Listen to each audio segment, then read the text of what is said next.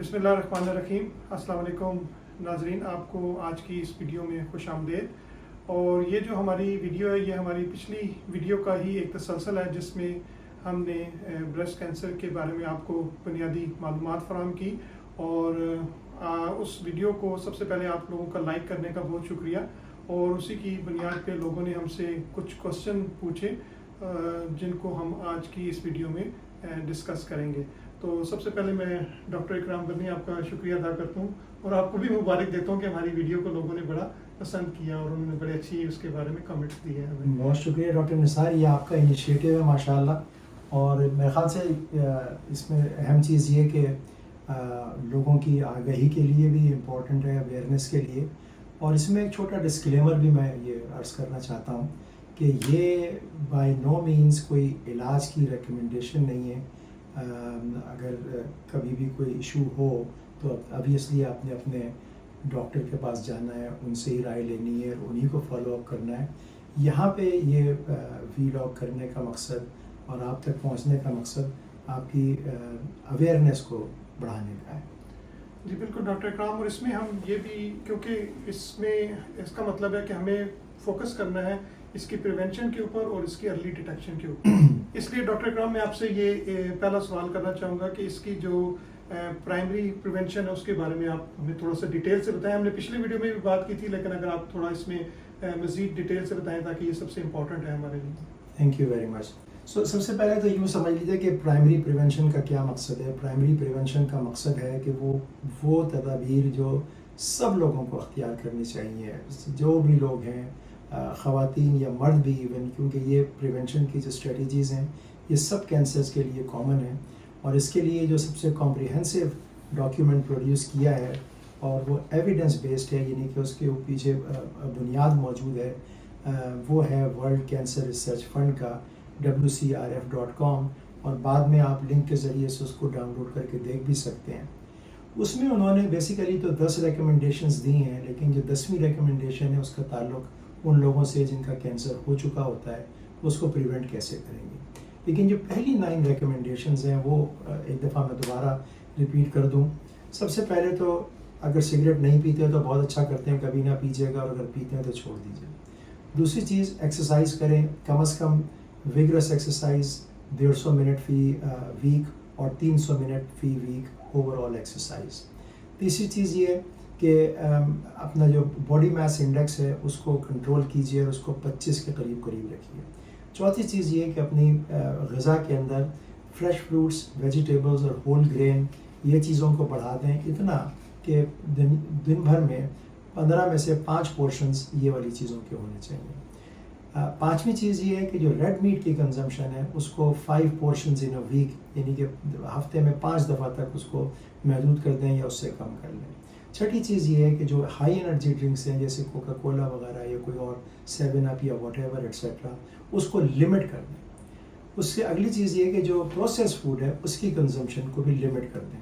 اور اس سے اگلی چیز یہ ہے کہ کینسر سے پریونشن کے لیے کسی وٹامن یا کسی سپلیمنٹ کا استعمال نہ کیجیے، بالکل وہ پروہیبٹڈ ہے، کیونکہ کچھ دفعہ اس کی وجہ سے کینسر آ بھی سکتا ہے۔ ہاں یہ الگ بات ہے کہ کسی وٹامن کی اگر ڈیفیشنسی ہو جیسے وٹامن ڈی کی تو اس کو پورا کیا جا سکتا ہے، لیکن کینسر سے پریونشن کے لیے اس کو استعمال نہ کریں۔ اور آخری چیز جو خواتین کے لیے مخصوص ہے وہ یہ کہ 6 مہینے کی عمر تک بچے کو بریسٹ فیڈ کریں۔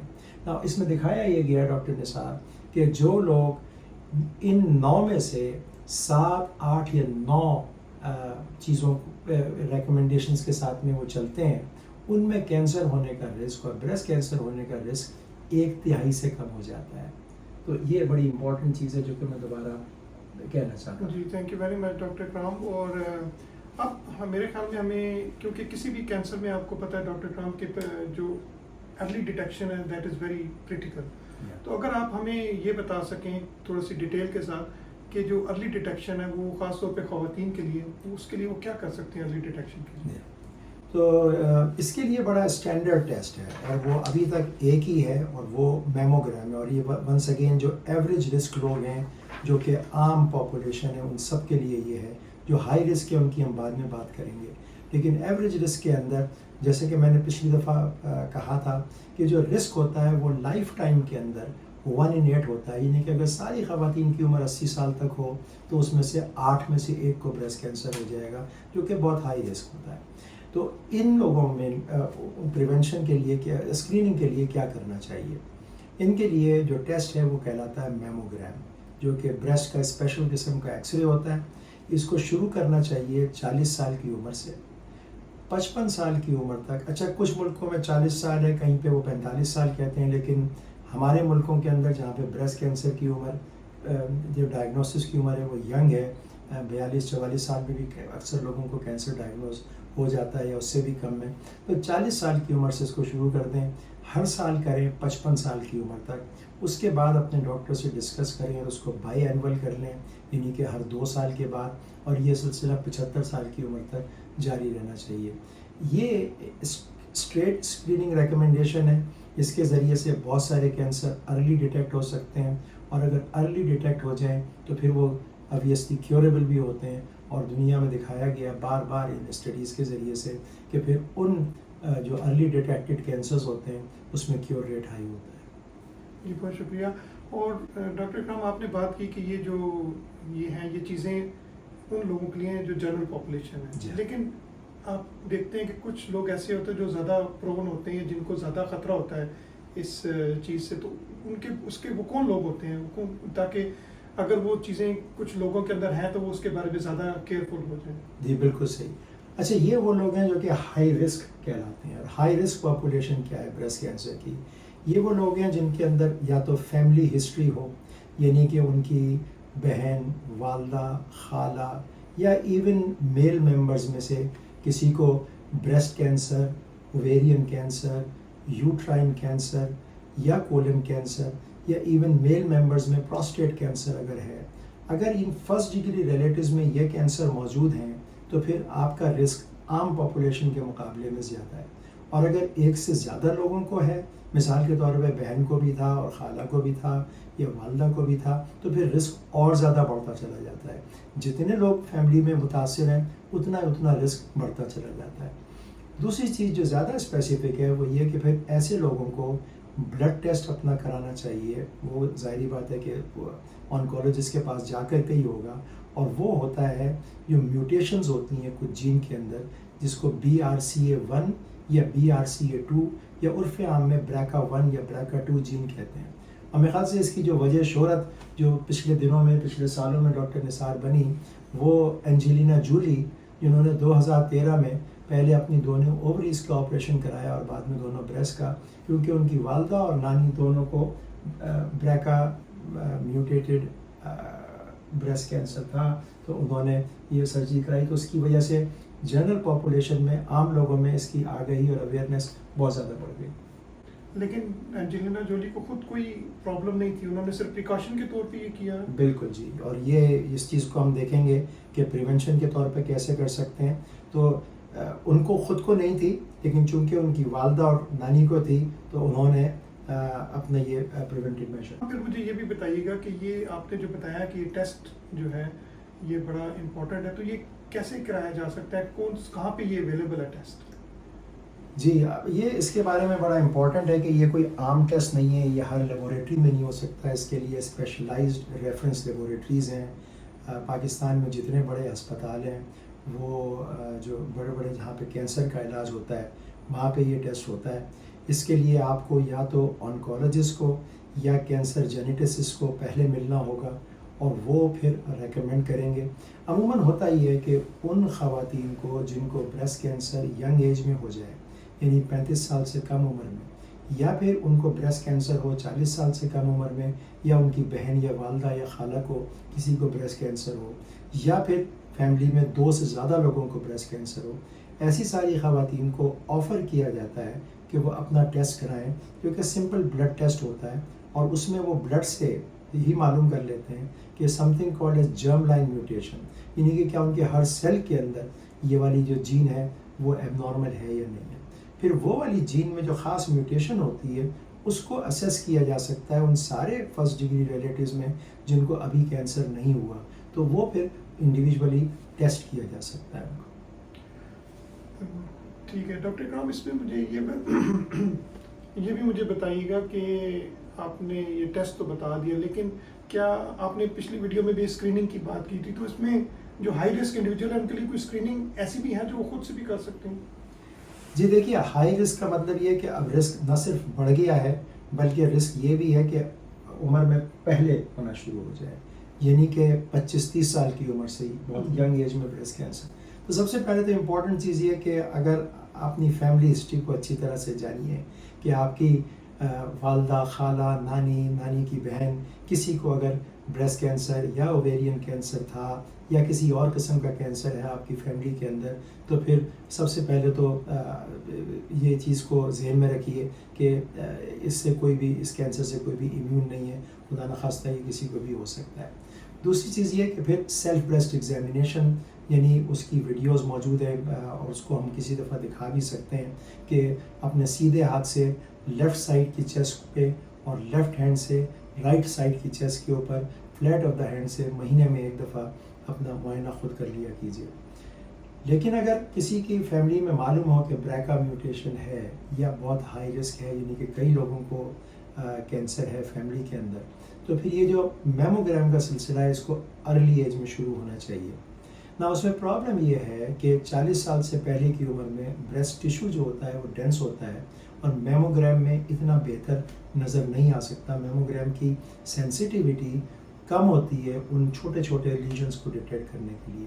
پھر کئی لوگ ریکمینڈ کریں گے کہ آپ ایم آر آئی شروع کریں، اور ایم آر آئی کی عمر جو شروع کرنے کی ہے وہ 25 سال ورنہ میکسیمم 30 سال، اس عمر میں ایم آر آئی ہونا چاہیے، وہ سالانہ ہونا چاہیے، یہاں تک کہ آپ کی عمر 40 سال ہو جائے، اس کے بعد میموگرام ہونا چاہیے۔ یہ طریقہ ہے ہائی رسک اسکریننگ کے لیے۔ ٹھیک ہے ڈاکٹر اکرام، اس میں تھوڑا سا آگے ہم جاتے ہیں کہ سیکنڈری پریونشن بھی ہوتی ہیں اس میں کچھ ارلی پریونشن کے علاوہ؟ جی، سو یہ ہائی رسک انڈیویجولس کے لیے سیکنڈری پریونشن کا مقصد ہی یہ ہے کہ اب وہ صرف وہ لوگ جو کہ ہائی رسک یا ویری ہائی رسک کے اوپر ہے to get a breast cancer, ان کے لیے کیا کرنا چاہیے۔ تو ان کے لیے جیسے ابھی ہم تھوڑی دیر پہلے تذکرہ کر رہے تھے، جو کہ کچھ چیزیں اب ریسنٹلی پچھلے 10 سال میں یا 10-15 سال کے اندر کھل کے سامنے آئی ہیں، اور اس کے لیے ہم آپ کو میرے خیال سے اگر گراف کے اوپر اس کو دکھا دیں تو وہ زیادہ واضح ہو جائے گا۔ اچھا، اب یہ دیکھیے کہ یہ پیپر پبلش ہوا تھا آج سے تقریباً 10 سال پہلے 2016 میں ایک بڑے مشہور جرنل میں، New England Journal of Medicine کے اندر، اور یہ ایک طرح سے ریفرنس پوائنٹ استعمال ہوتا ہے پوری میڈیکل انکالوجی فریٹرنیٹی کے اندر۔ اور اس کے اندر 2 پینلز ہیں، اوپر بریکا 1 کیریئرز کا پینل ہے، یعنی کہ وہ خواتین جن کی کسی رشتہ دار کو ایسا بریسٹ کینسر ہوا تھا جس میں جو بریکا 1 کی وجہ سے ہوا تھا، یا پھر اگر ان کی رشتہ دار خواتین کو بریکا 2 کی وجہ سے ہوا تھا تو وہ لوور پینل ہے۔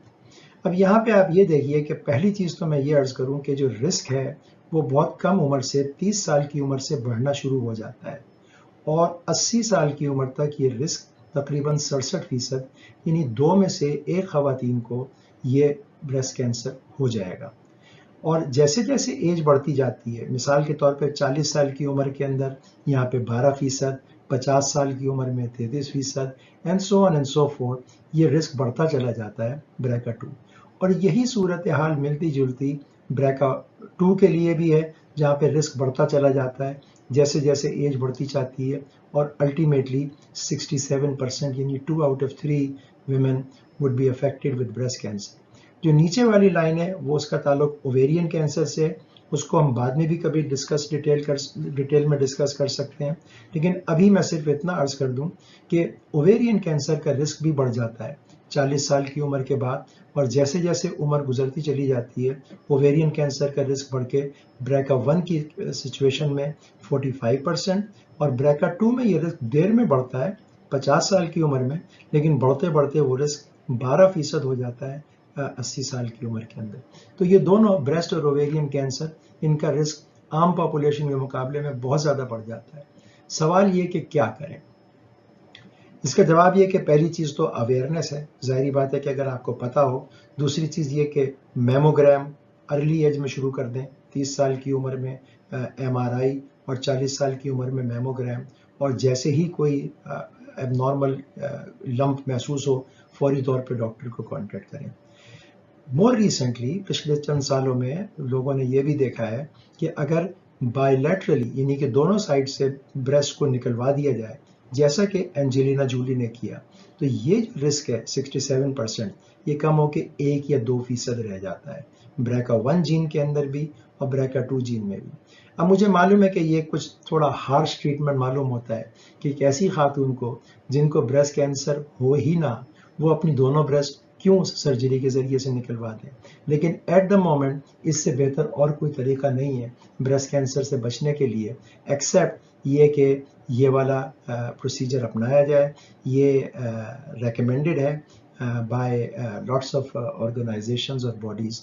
दूसरी चीज़ जो कि और भी रेकमेंडेड है वो ये कि 40 साल की उम्र के बाद BRCA1 म्यूटेशन में और 50 साल की उम्र के बाद BRCA2 म्यूटेशन में दोनों ओवरीज निकलवा दी जाएं, क्योंकि ओवरी का रिस्क भी बहुत ज़्यादा बढ़ जाता है ओवेरियन कैंसर का। तो ये भी एक प्रोसीजर है। Ovarian cancer, ovarian removal of both ovaries also reduce the risk of breast cancer. अगर दोनों ओवरीज को निकलवा दिया जाए तो ब्रेस्ट कैंसर का रिस्क उससे भी कम हो जाता है। डॉक्टर इकराम, आपने बड़े अच्छे तरीके से जो ना लोगों को एक्सप्लेन कर दिया, फिगर्स के साथ एक्सप्लेन कर दिया कि इसका क्या रिस्क है, ख़ासतौर पे वो ख़वातीन जो हाई रिस्क हैं और BRCA1 और BRCA2 में आती हैं। तो मुझे ये बताइएगा कि आपने काफ़ी सारी बताई, स्क्रीनिंग की भी और प्रिवेंशन की भी चीज़ें बताई, तो इनको करने के बाद हम जो है क्या इससे मुकम्मल तौर पे महफूज हो जाते हैं? बड़ा अच्छा सवाल है डॉक्टर निसार। देखिए, मुकम्मल की क्या डेफिनेशन है, अगर आप उससे मुराद लेते हैं 100%, तो वो तो बायोलॉजी में, बायोलॉजिकल सिस्टम्स में, ह्यूमन बॉडी के अंदर नहीं होता। हाँ, ये है कि रिस्क सब्सटेंशियली कम हो जाता है। जो रिस्क तकरीबन यूँ समझिए कि 70% के करीब था ब्रेस्ट कैंसर हो जाने का, अब वो कम होकर के 1 या 2% रह जाएगा, क्योंकि ब्रेस्ट टिशू, मेमोरी टिशू कहीं और भी मौजूद हो सकता है बॉडी के अंदर, तो वो रिस्क बहुत सिग्निफिकेंटली कम हो जाता है। जी, थैंक यू डॉक्टर इकराम, बहुत शुक्रिया आपका। मुझे लगता है बड़ी अच्छी डिस्कशन हुई है और लोगों को और अवेयरनेस इसके बारे में मिल गई है, तो थैंक यू वेरी मच। बहुत शुक्रिया, thank you very much doctor Nisar. Thank you.